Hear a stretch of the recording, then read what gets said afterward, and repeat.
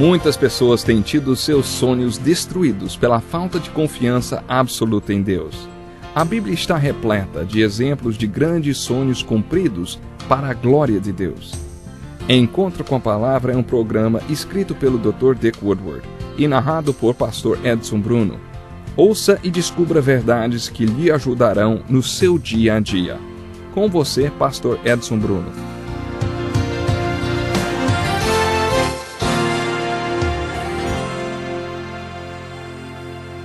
É ótimo estarmos juntos para mais um encontro com a Palavra. Seja muito bem-vindo. Atualmente o nosso foco está no livro de Mateus e estamos analisando resumidamente o chamado Sermão da Montanha. Acomode-se, participe, ouça as palavras de Jesus dando o perfil do caráter de Cristo e usando 4 metáforas muito bonitas que nos mostram o tipo de caráter que pode impactar uma cultura pagã. Vocês são o sal da terra, ele disse. Mas se o sal perder o seu sabor, como restaurá-lo? Não servirá para nada mais, exceto para ser jogado fora e pisado pelos homens. Vocês são a luz do mundo. Não se pode esconder uma cidade construída sobre um monte. E também, ninguém acende uma candeia e a coloca debaixo de uma vasilha. Ao contrário, coloca-a no lugar apropriado e assim ilumina todos os que estão em casa. Assim brilhe a luz de vocês diante dos homens, para que vejam as suas boas obras e glorifiquem ao Pai de vocês que está nos céus. Gostaria de convidar você a retornar ao topo do monte onde Jesus está dando o Sermão da Montanha. Gosto de chamar esse evento de o primeiro retiro espiritual cristão. Vimos que Jesus dividiu a multidão em 2 grupos. Um formado por aqueles que são parte do problema, outro formado por aqueles que são parte da solução. Analisando o contexto no qual esse ensinamento foi dado, vimos que há crises envolvidas na conversão para o cristianismo. A primeira coisa que podemos observar desse ensinamento de Jesus é que ele traça um perfil do caráter de um cristão. Esse caráter é descrito através de 8 atitudes bem-aventuradas. Jesus apresentou o desafio do cristão que impacta uma cultura pagã e depois apresentou esse desafio com estas 4 metáforas muito bonitas.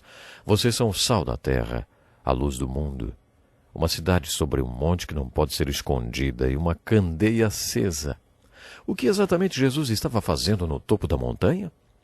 Muitos estudiosos acreditam que as 8 bem-aventuranças do Sermão da Montanha, na verdade, são o sermão em si e que todo o resto dos capítulos 5, 6 e 7 é uma aplicação desse sermão. Resumidamente, o verdadeiro ensinamento do Sermão da Montanha trata da crise que se estabelece quando uma pessoa se converte ou torna-se cristã, o caráter de cristão que ela precisa ter e o desafio de impactar uma cultura pagã com esse tipo de caráter. E é sobre isso que os capítulos 5, 6 e 7 do Evangelho de Mateus estão falando. Quando Jesus começa a nos mostrar o desafio de um caráter cristão de impactar uma cultura pagã, ele apresenta 4 metáforas. O que essas metáforas significam? Vamos recapitulá-las rapidamente. Vocês são o sal da terra. O que Jesus quis dizer com isso? Creio que o significado esteja relacionado ao fato de que naquela época não existia geladeira. A única maneira que eles tinham de preservar a carne era salgando-a. Essa era a principal conotação de sal quando Jesus usou essa metáfora. Se essa for a interpretação e aplicação corretas dessa metáfora, Jesus estava fazendo uma afirmação sobre o mundo e sobre seus discípulos. Usando essa metáfora, Jesus estava dizendo que o mundo está se deteriorando como um pedaço de carne estragada. Jesus também estava dizendo que os seus discípulos eram como sal, que deve ser usado para impedir que a carne se deteriore. A única maneira de preservar o mundo da corrupção é mantendo os discípulos de Jesus com suas atitudes bem-aventuradas, junto com o povo. Assim como vocês passam sal na carne para que ela não se deteriore nem corrompa, os meus discípulos devem estar entre o povo deste mundo. Isso vai guardar o mundo da corrupção. Se essa é a interpretação e a aplicação corretas da metáfora do sal, então obviamente Jesus está sendo dogmático a respeito do discípulo que é a solução e a resposta dele para o mundo. O discípulo de Jesus Cristo é um conservante. O grego indica que Jesus estava dizendo: só vocês são o sal da terra. É por isso que considero essa afirmação de Jesus uma sentença dogmática. De acordo com Jesus, A influência do caráter cristão preservará o mundo da corrupção moral. Há pelo menos mais uma interpretação e aplicação possíveis para essa metáfora do sal usada por Jesus. A palavra salário vem de duas palavras, sal e dinheiro. O Império Romano queria controlar o mundo e sabia que não existe organismo que viva sem sal. Nada sobrevive sem o sal. É comum encontrarmos pedras de sal em pastos, porque nem mesmo um boi ou uma vaca pode viver sem sal. Conheci um missionário que vivia numa região que, para se chegar, era necessária uma viagem de canoa de 35 dias. Ele me contou que 2 vezes por ano ele tinha que fazer essa viagem. 35 dias, para baixo e para cima, no rio, para conseguir suprimentos. Um dos suprimentos que ele tinha que conseguir era sal, porque ninguém consegue viver sem sal. Com essa metáfora sobre sal, Jesus podia estar dizendo para os seus discípulos: vocês estão vendo aquela gente lá no sopé da montanha? Eles não têm vida. Eles têm os sinais vitais, mas não significa que estejam vivos. Eles não são abençoados, não são espiritualmente prósperos, nem vivem no estado da graça. Eles não vivem a vida que meu Pai planejou para eles. Mas, se vocês entenderem o que estou dizendo e vivenciarem o que estou ensinando com essas 8 atitudes bem-aventuradas, vocês terão vida e eu serei a fonte onde eles encontrarão vida. Por isso desçam lá e se misturem com aquele povo e sejam o primeiro doador da vida, através do qual o povo deste mundo achará a vida. Jesus estava fazendo uma declaração muito forte a respeito do mundo e dos seus discípulos.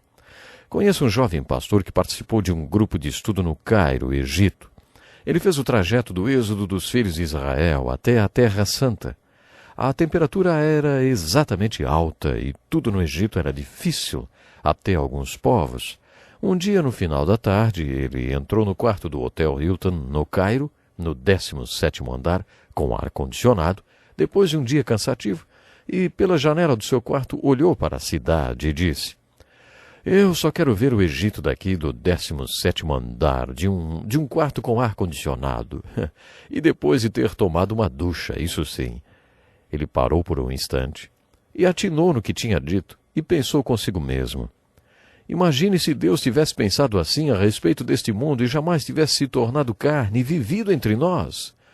Como conheceríamos sua glória cheia da graça e verdade? Onde eu estaria?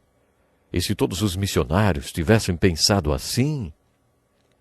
Você não será sal da terra dentro de um quarto com ar-condicionado, a 17 andares de distância do povo perdido. Para ser sal da terra, você tem que estar vivendo entre o povo. Só assim você pode mostrar as atitudes de um discípulo de Cristo da maneira como Deus quer e o capacita pela graça.